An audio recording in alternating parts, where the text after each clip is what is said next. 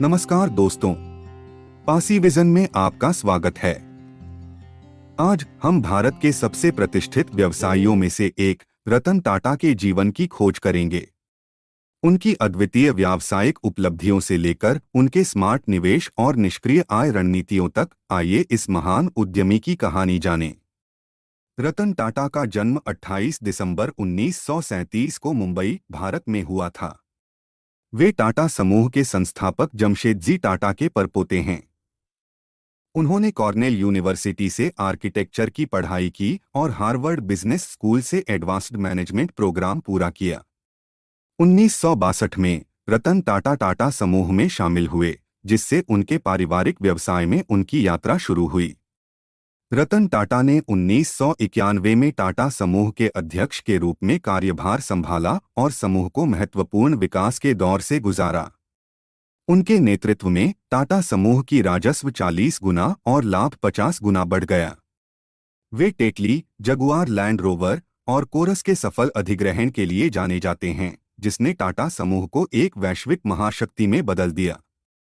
2000 में टाटा समूह ने ब्रिटिश चाय कंपनी टेटली का अधिग्रहण किया। 2007 में टाटा स्टील ने कोरस का अधिग्रहण किया, जिससे टाटा स्टील दुनिया की 5वीं सबसे बड़ी स्टील कंपनी बन गई। 2008 में टाटा मोटर्स ने जगुआर और लैंड रोवर का अधिग्रहण किया। हालांकि रतन टाटा की व्यक्तिगत शुद्ध संपत्ति लगभग $1 बिलियन आकी गई है, लेकिन यह मुख्य रूप से इसलिए है क्योंकि टाटा समूह के अधिकांश शेयर परोपकारी ट्रस्टों द्वारा आयोजित किए जाते हैं। टाटा समूह की कुल राजस्व $100 बिलियन से अधिक है, जिससे यह दुनिया के सबसे बड़े समूहों में से एक है। टाटा समूह में कई प्रमुख व्यवसाय शामिल हैं। 1. टाटा सन्स। टाटा सन्स प्रमुख निवेश होल्डिंग कंपनी और टाटा कंपनियों की प्रमोटर है। टाटा सन्स की इक्विटी शेयर पूंजी का 66% हिस्सा परोपकारी ट्रस्टों के पास है, जो शिक्षा, स्वास्थ्य, आजीविका सृजन और कला और संस्कृति का समर्थन करते हैं।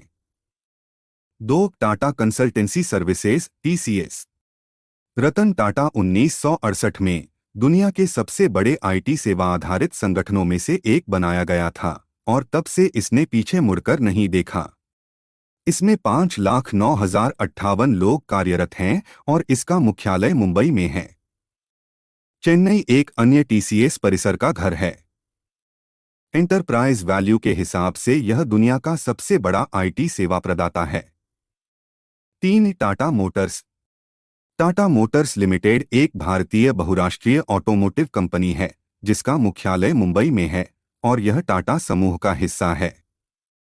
कंपनी कार, ट्रक, वैन और बसें बनाती है। सहायक कंपनियों में ब्रिटिश जगुआर लैंड रोवर और दक्षिण कोरियाई टाटा देवू शामिल हैं। टाटा मोटर्स का Hitachi, Tata Hitachi construction machinery और स्टेलेंटिस के साथ संयुक्त उद्यम है, जो फिएट क्रिसलर और टाटा ब्रांडेड वाहनों के लिए वाहन पार्ट्स बनाती है। 4. Tata steel. Tata steel limited एक भारतीय बहुराष्ट्रीय इस्पात बनाने वाली कंपनी है, जो जमशेदपुर, झारखंड में स्थित है और इसका मुख्यालय मुंबई, महाराष्ट्र में है। यह टाटा समूह का एक हिस्सा है। पहले Tata iron and steel company limited (TISCO) के नाम से जानी जाने वाली टाटा स्टील दुनिया की सबसे बड़ी स्टील उत्पादक कंपनियों में से एक है, जिसकी वार्षिक कच्चे स्टील की क्षमता 35 मिलियन टन है। यह दुनिया के सबसे भौगोलिक रूप से विविध इस्पात उत्पादकों में से एक है, जिसका दुनिया भर में संचालन और वाणिज्यिक उपस्थिति है।